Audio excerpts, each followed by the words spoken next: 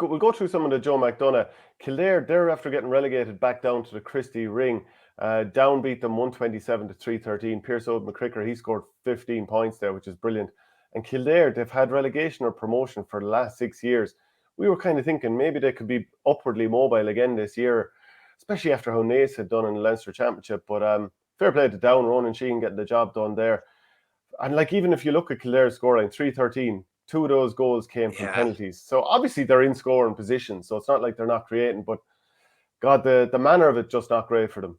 No, I think we flagged it up fairly well in the previous show. They hadn't been putting up scores that were going to win games. Again, like, it's down 127, 28 scores to 313, 16 scores. It should only be one winner in that instance. I was previewing the game for the paper, and I was previewing, I think Kildare will come back and, bounce back or whatever. And then I'm kind of thinking, bounce back from what? They've had, a really, really bad Joe McDonagh campaign. End up thinking that Down would win. I think I said it on the show as well, and they won pretty comprehensively. They had the two Sands brothers back. They'd been injured for most of the campaign. Pearse McCricker ended up with 6 or 7 from play, I think, as well.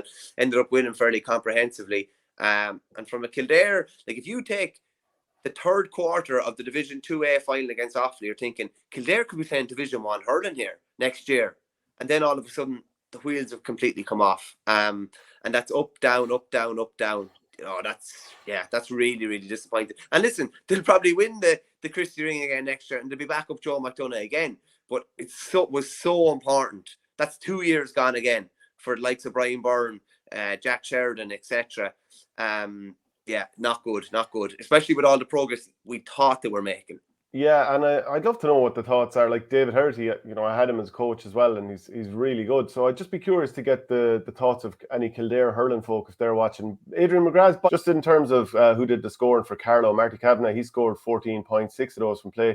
Chris Nolan hit 5, Conor Keogh won 1, and James Doyle hit 3 points. Shane Dooley scored 7 points. On the road since 2007, yeah? He came in the same year as I did, 2007. I think Derek McNicholas is still the longest serving player. I think he debuted in 2004. 20 seasons. Some gone, isn't it? Some gone. Yeah, Barry Fitzpatrick, could TJ last, or TK last like TJ in terms of Tony Kelly? Could do. I mean, you could see a position, like, even if he slows down a yard, he's still going to be faster than more players. Yeah, as long as he still has the speed in the mind, and he's going to have a lot of speedy players around him.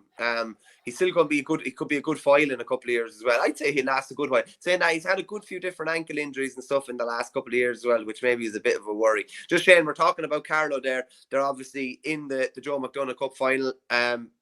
Really tough game to call. We'll get to that in a couple of weeks or whatever. Really, really tough game to call. Carlow have been a different team come Joe McDonagh as well. But one of their greatest ever, if not their greatest ever players, was honoured in the Leinster Hall of Fame yesterday. Johnny Nevin. Wait to hear these numbers. 177 competitive appearances for the Carlow senior footballers. 155 competitive appearances for the hurlers. So that's a combined of 332 competitive appearances for your county. Like, we'll never get the colour of that again, will we? Like, that will never be seen at senior county level. Like, you do well to get, if you got to 200 in one code, you'd be doing unreal. To get to that many, 332 across 2 codes, that will never be achieved again. It's outrageous. Over how many years? I'm not 100% sure over how many years. It's on my Twitter though. I think how long he played. It's including Walsh Cup, O'Byrne Cup, League, and Championship, I think. And maybe if there was some other, like, Oireachtas or different competitions that were going around back then. But, like, it's a savage innings, unbelievable innings. Yeah, congratulations to him. That is unbelievable going. And just in terms of Kerry, their season is over, obviously, as well. As we said, 423 to Laois, 21 points for Kerry. And Stephen Mullumphey, the manager, was talking about being stronger this year. He says, if you look at the condition of the players, even what they're doing, they're creating goal chances. Every year, everyone is getting better. Everyone is getting stronger. I'd be a lot happier this year. If you played this year's team against last year's team, I think this year would win, even just with the impact of the subs that's come on. One of the two key games, the draw against Carlow, but one of 2 key games, the draw against Carlow, but I keep saying it's such a ruthless competition to Joe McDonagh, and it is. So speaking of for the sake of the championship, in the Joe McDonagh, Offaly made 11 or 12 changes against Carlow and basically threw the game, which means that both Laois and Kerry, now Laois hammered Kerry, 423 to 21 points. But for the integrity of the competition, Offaly says, we've no interest in the integrity. Let's throw out the second team and let Carlow have a handy win, meaning we'll face them in the Joe McDonagh final. You're a disgrace there. I don't think you really believe that.